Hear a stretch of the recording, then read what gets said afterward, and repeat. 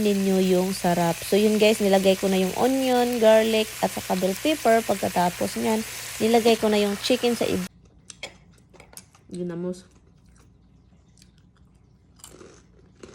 Good morning, Philippines! Punta lang ako sa, pasensya na guys, camera ko, cellphone. So, punta tayo sa tindahan. Bili lang ako ng grocery. Si Tami hindi na sasama kasi maglilinis siya sa garahian para daw makapasok yung sasakyan ko. Kasi obviously, hindi pa siya tapos dito. Bye. Yun yung ibig. Get 2 eggs, 1 creamer, extra large wraps, and whatever else you get.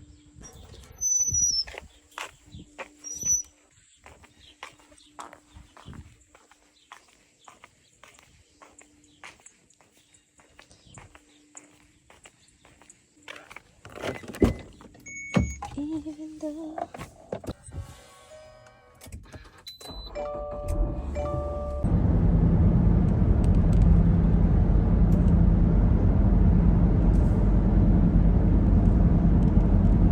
salamat sa Ginoo nakaabot sa tindahan. So, hanap tayo ng manok.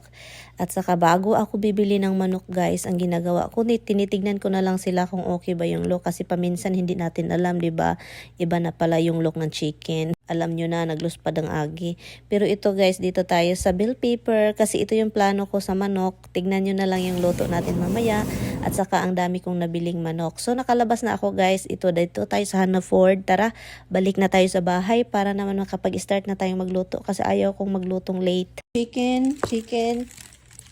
Alam nyo bakit chicken? Kasi ang mura guys.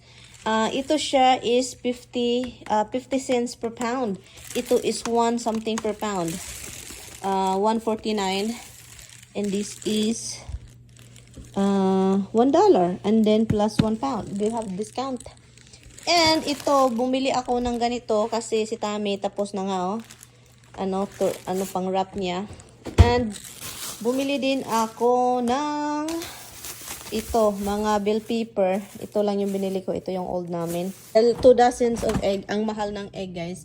Look, 2 dozens of egg. And then creamer. Obviously, bago tayo magluto, guys, bago natin ikat, hugasan natin yung bell pepper. Ang ganda ng bell pepper. O, pula siya. So, ngayon, guys, i-chop-chop na natin itong yung bell pepper. And i-timelapse natin para mabilisan, no, diba? May nagsasabi, confused pa rin sila bakit daw mabilis. Fast forward yan guys. So hindi yan manikin o robot na mabilisang gawa. Pagkatapos nating mag-cut ng mga sangkap para sa ating chicken adobo, kinakat ko na yung chicken at nakikita ninyo guys, tinatanggal ko yung mga fats, mga skin, at saka ito namang ginagawa ko is yun para ito sa the next day. Ito yung legs, chicken quarter, and then kinakat ko lang yun para i-marinate for the next day.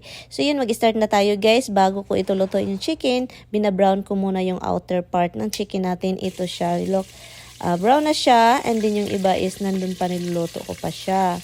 Pagkatapos ito, hinugasan. Hindi ko siya hinugasan, kinuha ko lang yung oil, and then nilagyan ko ulit ng oil. At nilagyan natin ng mga sangkap. So yun lang yung process ko guys sa pagluluto. And then yun. So bago natin ilagay yung chicken na na-brown na natin, ilagay natin muna ito, silang onion at garlic. Kakaiba po itong adobo guys kasi may bell pepper siya guys. And believe me guys, kung gagawin ninyo ito, yun matitikman ninyo at maaamoy ninyo yung sarap. So yun guys, nilagay ko na yung onion, garlic at saka bell pepper. Pagkatapos nyan, nilagay ko na yung chicken sa ibabaw. And yun, so nilagyan ko siya ng toyo. Kayo na lang bahala kung gusto nyo ng maraming toyo. So sa'yo na lang at saka sa inyo na yun, desisyon na ninyo yun. At saka yun, gusto kong maraming paminta, bay leaves, nilagyan ko ng suka, nilagyan ko ng oyster sauce, and then lemon. So yun siya guys. At saka itry ninyo ito guys, masarap. At saka of course gusto kong mag-add ng Maggi Savor, konting asin, and yun, i-mix na ninyo yan. As in, ang bango-bango niyan guys, promise. So yung itong chicken, tapos na natin itong i-marinate. Ilagay ko lang ito sa refrigerator sa baba. Paalala lang guys, kung nilalagyan ninyo siya ng wings, legs, yung mga sensitive na part ng chicken, so kailangan dahan-dahan kayong mag-mix para hindi masyadong bungkag. Chicken. Han, can I ask you something? So this chicken, why they sell it very cheap? Is it going bad chicken or? No, they have a sale once a week, different chickens. Okay, they always have this kind of chicken on sale. No, The same that's not true. refrigerator. So I'm thinking if this is gonna go like bad chicken, huh? No. That's the joy. Get people to the store. Because when I pick this chicken, the guy that arranged it look at me like, please don't get it. It's not good for you.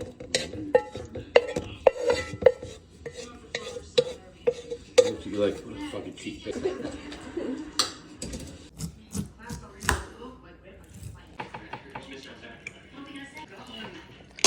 Masarap siya guys. For me. You're staring, but you're not coming out.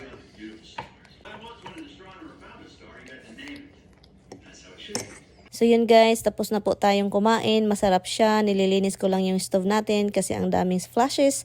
So yun guys, salamat sa inyong time guys. Next time guys, sana babalik po kayo. Bye! Hi guys, meron tayong leftover dito. So ngayon, gamitin natin itong air fryer natin, ano? So, i-open muna natin siya. Meron tayong leftover na chicken galing sa Adams. So, ito na siya yes guys kapag gusto kong mag-init ng pagkain at saka gusto ko maging crunchy, dito ko siya nilalagay sa air fryer para maging crunchy pa rin. So, yun siya. Kasi lunchtime na, kakain lang tayo nito, 'di ba? Masarap kasi ito, guys. Masarap at malinamnam. Ang dami nating kainin, 'di ba? Ako lang naman yung isa. Kasi gutom po ako. So, ang gagawin ko is i-on ko lang ito. Gusto ko 400 degree. Oh, no. Dito pala yung 400. And then, 20 minutes. So, yun, pabayaan natin siya dyan. Makita ko sa inyo. So, yun. Maganda yun talaga yung air fryer, guys. Look. And then, may light. Makikita mo yung sa loob din. Look. Kitang-kita mo. And then, patayin natin yung ilaw. So, I think okay na siya, guys. Hindi siya umabot 10 minutes na lang yung kulang. And I think okay na siya. Kasi maliit lang naman yun. I-off ko na siya. Look, off na siya. And then, hintayin natin yun mawala yung fan. I-serve na natin dito sa ating rice. And meron ako ditong leftover na okra with ginamos. So, yun yung ulam natin. And, yun, patay na siya. So, ito yung, oh my God, ang sarap nito, guys. So, ito na yung ulam natin. Sobrang crunchy niya, guys. Ilagay natin dyan. Look, oh my God, ang crunchy niya, oh.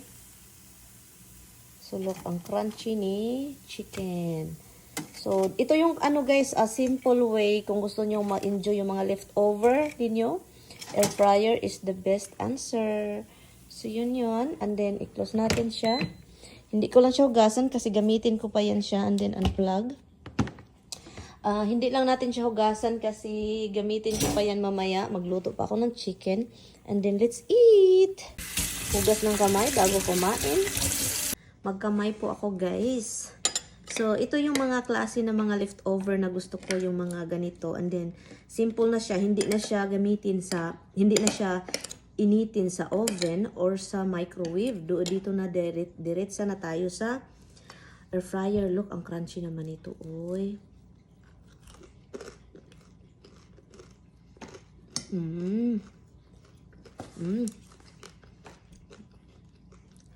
Sarap.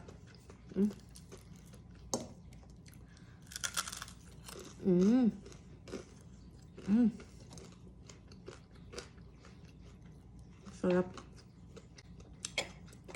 Ginamos.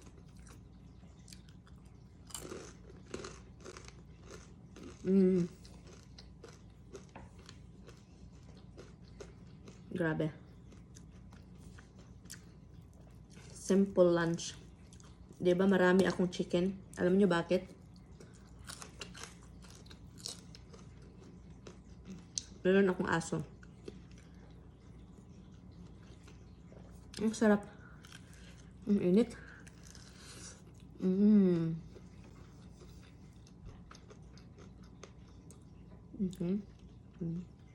Sarap guys.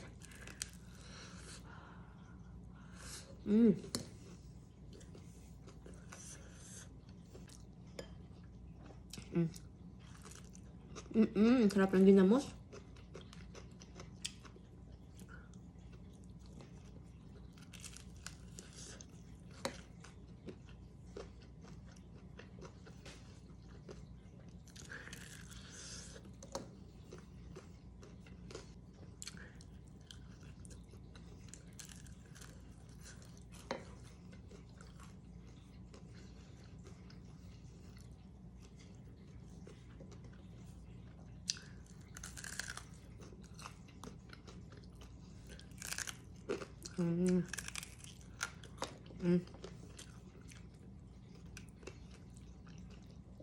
Sarap guys.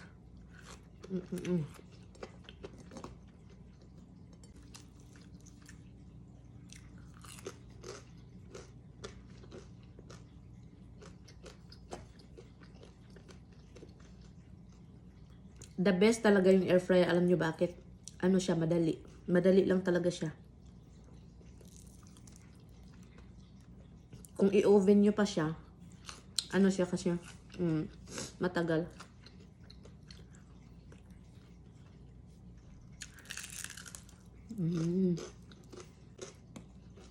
Sobrang crunchy talaga. Anyway, sa meron din kayong kinakain dyan.